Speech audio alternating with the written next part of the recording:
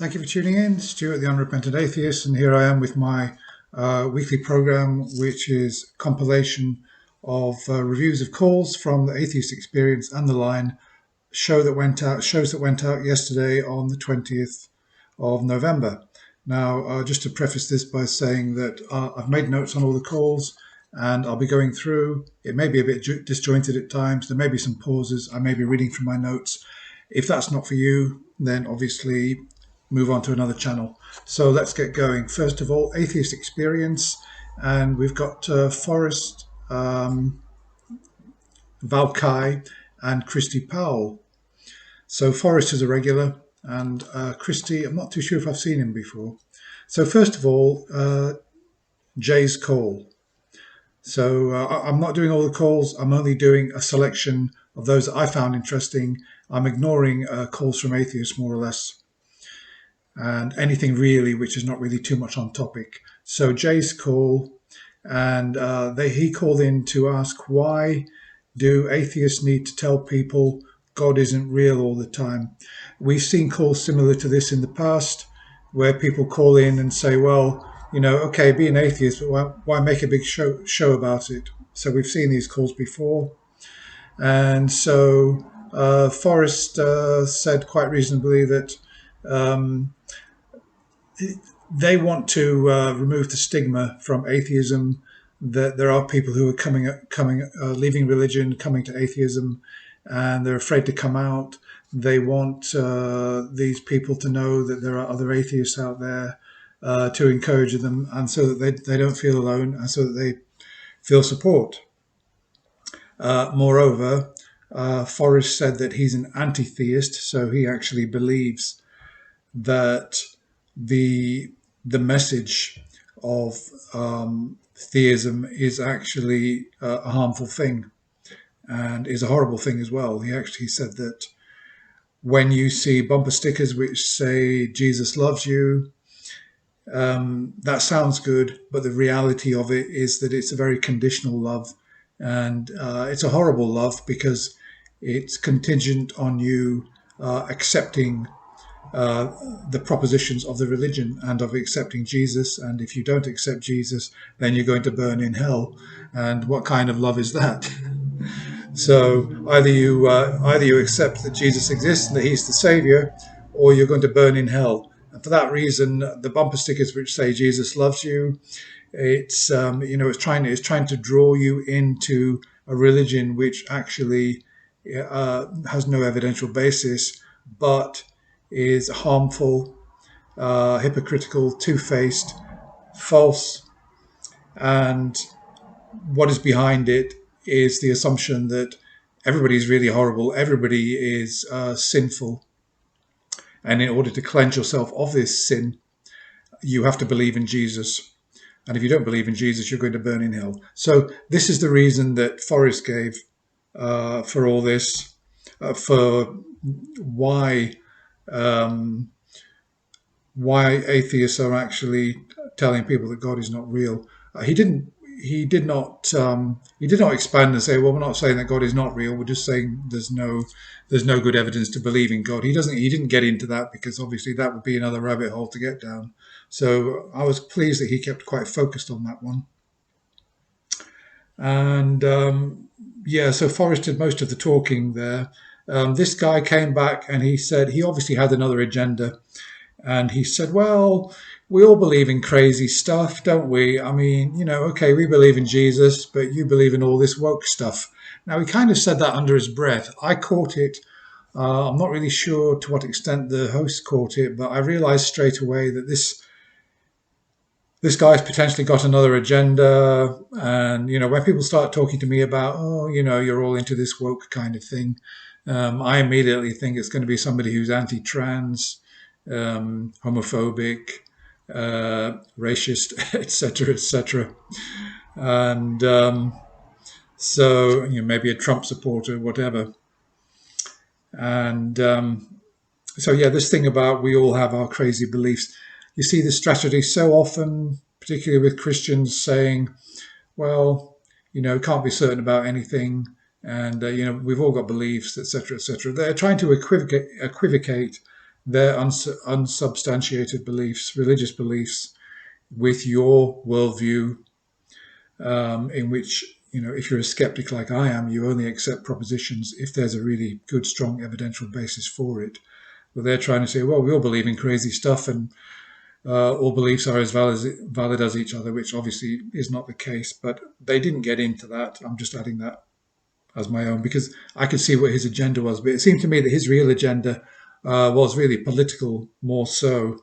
And he was saying, isn't it true that,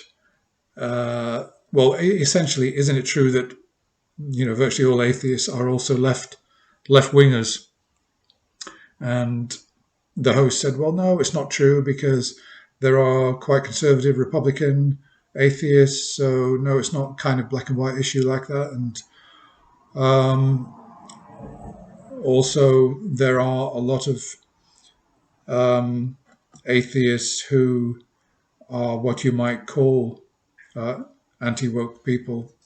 They're not in favor of trans rights, etc., etc.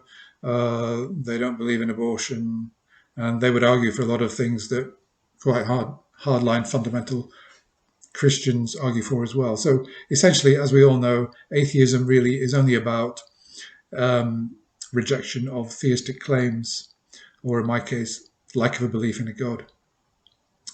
And really has nothing to do with politics, has nothing to do with issues relating to trans rights, LGBT, and all that kind of thing. But it seems to be that a lot of Christians, a lot of theists are getting this impression, and that's a subject for another show. So I want to kind of move through this a bit.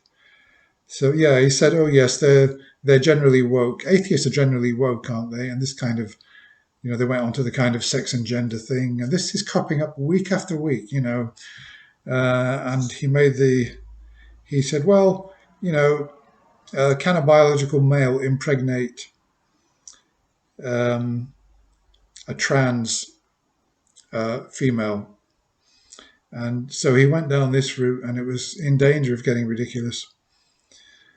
And he signed off saying, "You guys just don't like the truth." And then he was gone. And Forrest said, "Oh, you sound like a delightful person." So, okay. Let's move on to the next call. So we got somebody we got somebody calling himself Bear, who called in. He's 56 years old. He believes in God. They asked why. And then he started saying, well, I'm 56 years old, but, there was a time when I was into drugs and, things weren't going so well for me, etc., etc.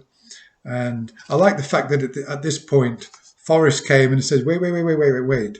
Are you about to say that, things were going badly for you? You were having a bad run of luck. Your life was, your life was dragging along and you weren't doing well, and that you discovered God, and suddenly that rejuvenated your life and it transformed your life.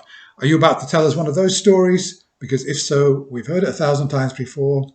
And, for us, that's not going to be convincing evidence for God.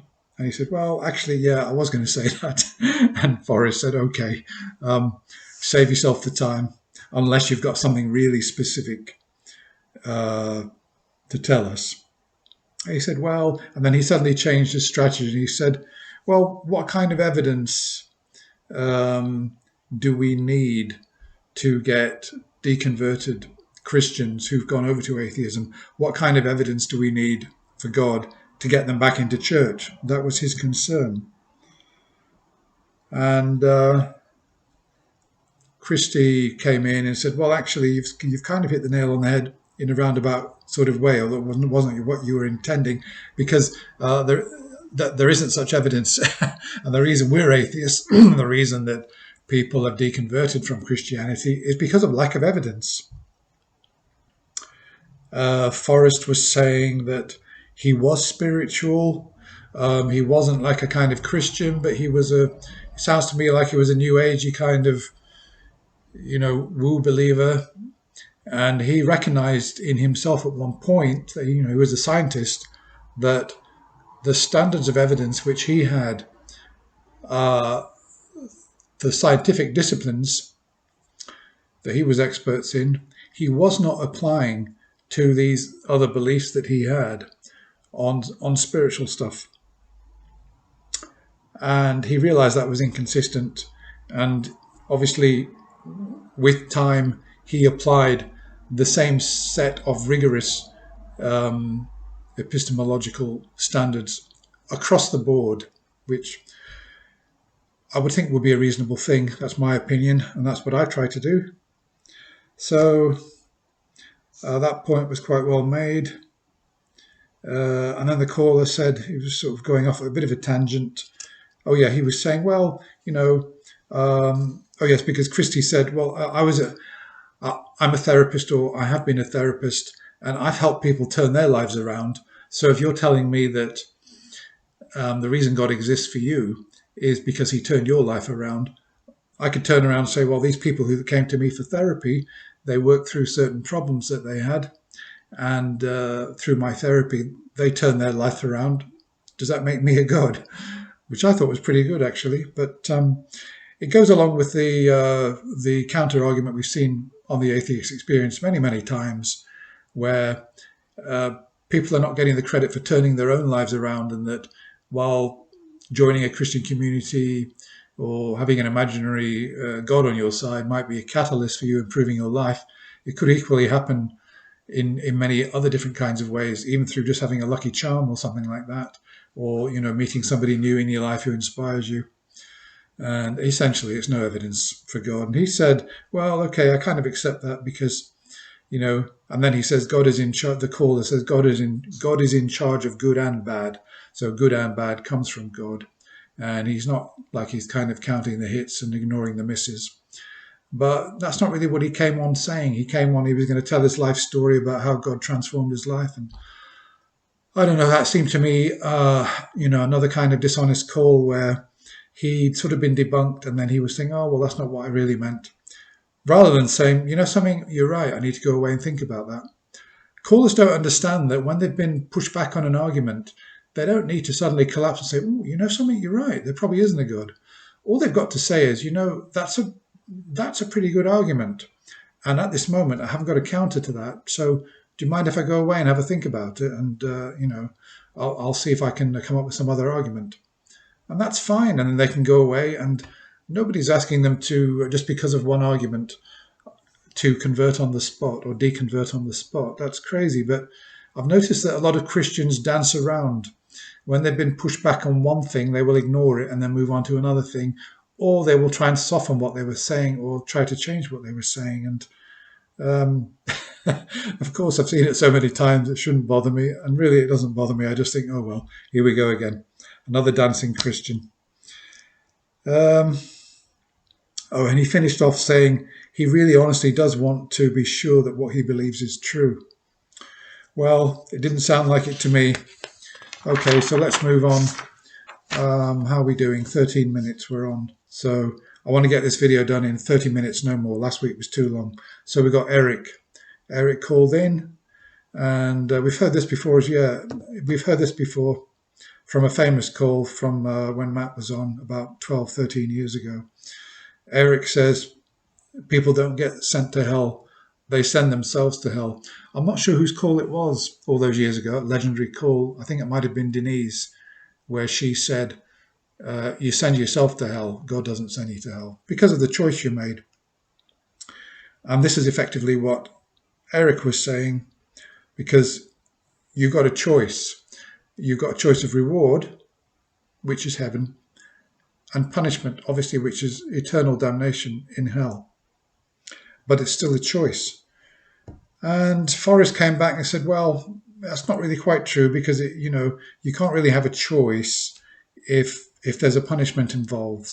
For example, if I said to you, lift that car, if you can do it, I'll give you some candy. And if you don't, I'll give you a slap on the face. So in what sense is it a choice? It's not a choice because if you end up with a slap on the face, You haven't chosen to get that slap on the face. It's in no way could it be called a choice. And it's the same thing with heaven, that you're told that if you don't accept Jesus, and if you don't repent of your sins and accept Jesus into your heart, you'll be punished. And if you do, you'll be rewarded. So it's not like any kind of free choice simply because of the duress and because of the threat. You can't have a free choice when the consequences of a choice that you would make would result in a punishment upon yourself. It's not a free choice. And then we got onto free will in this particular call. Forrest asked, does God know everything that is going to happen? Eric said yes, so God knows that I was going to become an atheist and that I was going to be damned to hell. He knew that, did he? He said yes. And he said, well, if he knew that was going to happen before I was born, then there can't be any free will because, I couldn't have changed that. If that was already predestined, then there's no way I could have changed it. Where's the free will? So that argument collapses. God effectively made people to go to hell. And then Eric went away. The call ended. Right, last call for the Atheist Experience. Just a short one. Tio called. An atheist, but I'll include his call anyway. He says the Bible is a shitty book and he doesn't believe it. And Christy and Forrest both said, well, we agree with you there. No arguments from him. But he said that he's found that people are judging him in the community that he's in. They're judging him because he's not reading the Bible, and he's not happy with that, and he doesn't think it's right. And it just shows that, obviously the majority are Christians, and we still have got a lot of work to do. And obviously they agreed with him there. So that's the end of the Atheist Experience. I didn't really think it was a great show this week. Not as good as last week. I thought it was not really that good this week. So it had its moments, but anyway, let's get on to the line. No Matt Dillahunty this week. Oh, what a shame. So instead we had, is it Jimmy Snow and Aron Ra. So how you pronounce his name? Aron Ra. So yeah, good old Aron Ra. He's a good one, isn't he? He looks like It looks like he was a Hell's Angel at some time. Now I know that's irrelevant, but I think the guy's great. I really like. I think he's one of my favourites. But he really looks like he can kick ass, not just not just intellectually, but physically as well. So yeah. So the line. I'll go through some of the calls. So we've got Adam who called in. And he's calling in about angry atheists and how a lot of angry atheists overestimate their ability to be counter apologists. So I think in particular he's talking about Facebook groups. I've never actually been onto any atheist Facebook groups. I haven't really got the time. The problem is I'm the kind of person that if I see a comment I don't agree with on a forum, I'll probably make a comment. And I try to stay off a lot of these forums because I would just consume all my time with it. So I try to, anyway. So yeah, he's saying that there are a lot of angry atheists. Their arguments are not that good. They're not doing a good job. They're just, they're just screaming at theists. And the problem with that is that a lot of theists who might well think, oh, I don't really think this Christianity is that true, really, because, there doesn't really seem to be that much evidence for it. Maybe I should be an atheist, maybe I should actually deconvert and be an atheist. And they're going through these Facebook forums, and atheists are combating or fighting with theists. And atheists are saying, oh, you dumbass. Haven't you got any brains? Can't you understand anything? Didn't anybody ever teach you a word of philosophy? Go back to school, you jerk, and all this kind of thing. And yeah, I can see that. And I can see that Christians would say, well, if that's what your atheism is doing for you, then atheism is probably not true. It's probably not a good path to follow. Christians are seeming a lot more reasonable. There is a, that is a kind of point, and it's one of the things a lot of people say about Matt, that if atheism is any good, then he wouldn't be so damn angry and rude. Of course, that's a fallacy, um, because obviously what counts is the arguments, not the personalities. But a lot of Christians and theists might not see it that way. I remember in the 90s, I'll just digress here just for a quick second. I was going through my Zen phase in the 90s, and I had some books, and I was reading them. I was having a religious chat with my dad, and it seemed to me that he wasn't understanding certain things about what I was saying. He was straw manning me, and I suddenly got a bit kind of angry with it. I shouldn't have done, really. I regret it. And he said, "Oh, you're getting a bit worked up, aren't you?" I said, "Well, you're not really listening to what I'm saying." And he said, "Oh," he said, "You know something? If this is what Zen is doing to you, then Zen's no good." And that's how a lot of people might well see things. So I can see his point that it may well be that angry atheists are putting theists off, but I mean, so what? I mean, what can be done about that? If you're a real truth seeker, then you'll listen to the arguments, and if people are shrill and angry and being insulting and abusive, you won't just say, "Well, obviously that worldview is no good because, I mean, look at what an unpleasant person that is." No, you will go and you will try and seek out the arguments, and you'll exclude the personalities, because it's like Matt and lots of other people said, that the personalities, who is saying something is not relevant. It's what is being said, and it's the arguments. And this is what Christie and Forrest are effectively both saying. And Jimmy just quickly says to him, "Well, the first thing I say, anybody who comes in you atheist, is shut up for 4 years and don't say a thing. Wait till, calm down, settle down, take a while, get over religion, etc. And then maybe, you can start getting involved in some of these things if you want." And Forrest said, "Well, Paul Ogier is one who, as soon as he deconverted, he started his own channel, and he started counter apologetics straight away, and he's done a brilliant job of it. And he's also a really nice person, and I've not really seen him get angry at all." And I mean, that's what I'm saying. That's what Forrest says as well. He's a really good counter apologist. So it's not necessarily a rule. And of course, we've seen angry atheists like Matt who've been at it for 20 years or something, and he's become progressively more angry. But I mean, what to do about it? There are angry Christians as well, so it kind of rubs both ways. Yeah. Okay, so I'll move on from that. Oh, we've got our old friend Emmanuel back. I said he was becoming the new Ortangelo. I only meant that in the sense that he's calling up all the shows just as Ortangelo used to. He used to call Talk Heathen, Atheist Experience, The Line, whatever. And, I think he got banned at one time. Emmanuel, yeah, he's called again. And he's called in with evidence for God.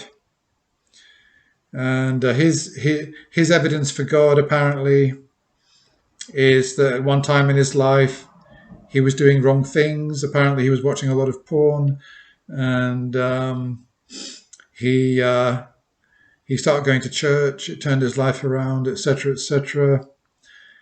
He starts quoting from the Bible, and Jimmy says to him, "Look, don't preach, don't quote from the Bible." Emmanuel says, "Well, quoting from the Bible is not preaching." Then Aron has looked up preaching, and he says, "Well, preaching is when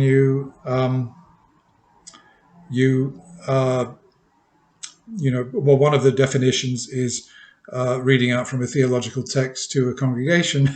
And in our case, we're your congregation and you're reading out a biblical quote. So yeah, it is preaching. And it is really, of course it is. If somebody's quoting from the Bible, I would say that's a form of preaching, particularly if they want you to believe in the stuff which is in there.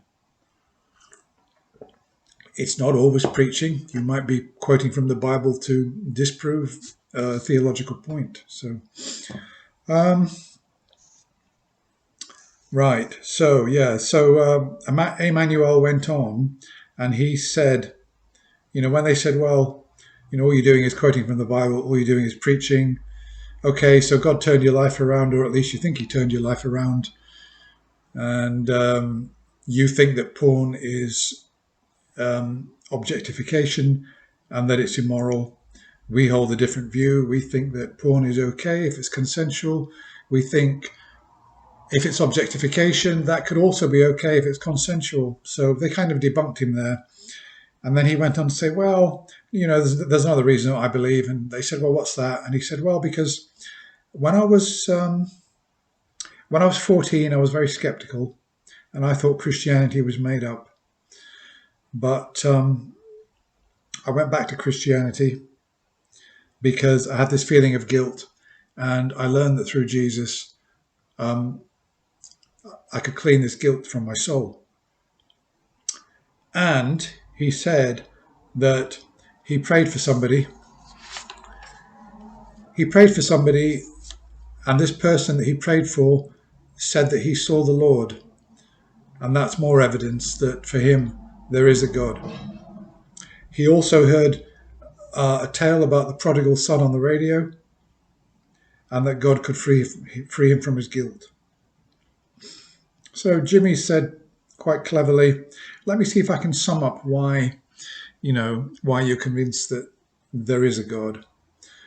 Is it not that, you were feeling low in your life, you felt you'd done these wrong things, you had guilt, you joined a community, you joined a Christian community, and you got validation, you got positive validation from this Pentecostal church which you joined, and that changed your life. Isn't that probably the truth? And he said, and Emmanuel, to give him his credit, he said, well, yeah, actually, that's quite a good way of putting it.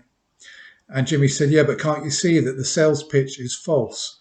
That you're being forgiven, or you feel that your sins have been washed away when you've not been forgiven by the people that you've harmed. You've not tried to say sorry to the people that you harmed. All you've done is gone to a third party, and you've accepted by this strange kind of trick of the mind that you no longer, that you're clean of this guilt. Can't you see that? And then he said, well, I didn't really harm anybody. I was harming myself because I was watching porn. Yeah, that's why he got onto the porn. So he tried to kind of dodge that one. And then he got on to saying, really weird this was, he says, you realize that, because they were talking about God and the nature of God, he says, God is just a title. I don't know what that has got to do with anything. And yeah, so, and then he said, the reason I believe that Christianity is true is because of a lot of historical evidence. And, it's such an old religion, so many people believe it, etc., etc. The evangelists, the Christians, followers suffered brutal deaths, and they wouldn't have done that unless that there was some truth. Well, obviously, he's trotting out all the arguments that have been heard and debunked so many times. And Aron actually read something from, was it Hindu book? You'll have to forgive me. I made a note here, but I didn't make a full note. Something to do with Krishna, where in the book, essentially, it was making the same kind of argument that you should believe this, and you can find the same kind of argument in with Christian apologists, and therefore shouldn't you believe in the religion of Krishna? And so, and that was about it really. I think that the call just sort of ended, and I think they said, have a think about that, get back to us, nice talking to you, etc., etc. So let's move on then, and we'll move on to Stephen, who believes in something called cosmopsychism, believes the universe is conscious, and Jimmy is asking for evidence of that. And he's dancing around a lot, this Stephen. So he believes that, that the universe is basically conscious, stones are conscious, all things are conscious, but he's got no evidence for it. And he's appealing to the philosophy of science. The hosts say they're not interested in arguments. They want evidence. Well, they say they could be interested in some arguments, but not arguments for this. So that didn't get anywhere. So then we got Pierre. Quite a bizarre call. This aliens scientifically created the Earth. So he's believed in this for a long time. That effectively that aliens basically brought life forms to Earth, got life going, and they somehow did the whole abiogenesis thing. It did not happen naturalistically on Earth. It happened somewhere else, and life forms were brought here. Jimmy asked for evidence. Well, no, we've not really got any evidence, and Aron says, you've got no evidence. This hypothesis can't be falsified. So where did the space aliens come from? Because this is one thing. I've got a friend who also believes in this. I think they call them aliens, don't they, or something like that. That aliens brought life forms to the Earth, and they're also responsible for a lot of our scientific discoveries.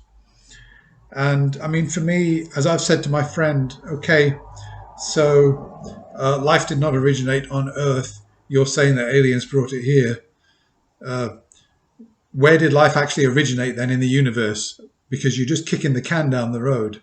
You're just pushing it back to aliens. So, okay, even if I accept your hypothesis and your claim, where did aliens come from? Saying, oh, well, they've got a planet too, but aliens brought life forms to those aliens. Okay, well, where did those aliens? Can't you see you're on an infinite regress? Wouldn't it just be probably better, instead of creating all these entities and violating Occam's razor, just to say that naturalistically we don't know how life got going on this planet, all by itself? You don't have to have all these extra layers of aliens then. This is a good one. He said that there's been a prophecy that in 2035, got a while to wait, aliens will land by then, and they will prove all this. They will prove him correct. And okay, in 2035, I guess we'll have to wait. And if they don't arrive, there'll be some excuse, no doubt. Or we're 15 years off. It'll be 2050. So let's move on from there. And Elizabeth, going to draw this to a close. Elizabeth, this is a really weird, bizarre call. She's a Catholic. She claims to be a ceremonial magician. I don't know what a ceremonial magician is. And as a result of this call, the hosts don't know. Despite the fact that they asked her several times, she was dancing around, talking about, there are liturgical practices, and, you're equivocating between, conjuring and a certain type of magician. But there are other types of magicians as well, like, I'm a ceremonial magician. And, Jimmy said, well, what is that? Give me an example of a piece of magic that you do as a ceremonial musician. Then she starts dancing around again. She won't say. She's going around in circles. She won't give an actual example of what a ceremonial magician does. She just won't say. And then they got on to, we're not going to get anywhere on that. Maybe you'll tell us why we're running out of time, but next week maybe you'll come back and say, give us a good reason to believe in Catholicism. And then she suddenly said, well, it might be better to give me a good reason not to believe in Catholicism, or what to believe instead. So, they said, well, we're all up for that. We can give you plenty of reasons not to believe in Catholicism. And, she was saying, well, what should we believe instead? Anyway, I think that Jimmy said, Aron Ra said, well, I don't, it'd be better to believe nothing, which I thought was a bit extreme. And Jimmy, I thought, gave a better answer. And he said, well, only to believe in that which has provided sufficient evidence in order that it could be believed, which is my position. And, I think that's Aron's position as well. I'm not quite sure why he said believe in nothing. So she suddenly said at the end, Christians are very hypersensitive about everything. And then they hung up on her, and I think Jimmy and Aron were both concluding that she was a troll. I don't know if that's true. It was a really bizarre call anyway, ceremonial magician. That's it, guys. I hope you enjoyed that. I'm going to try and get better at this. I'm going to close it there. If you've got any suggestions about how I do these shows, let me know. Look forward to seeing you again next week, or maybe before then. Bye for now.